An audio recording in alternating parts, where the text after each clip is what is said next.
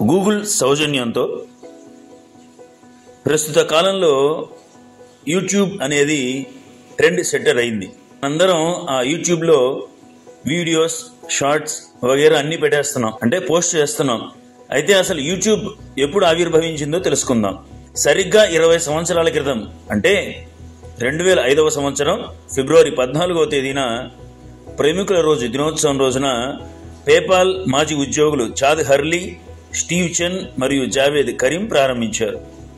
మొట్టమొదటి YouTube video me at the zoo అనే టైటిల్తో 19 సెకండ్ల నిడివి గల ఒక వీడియోని 2005 ఏప్రిల్ 23వ తేదీన అప్లోడ్ చేయడం జరిగింది.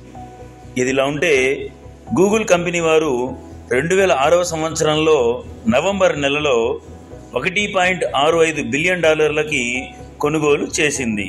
Thank you.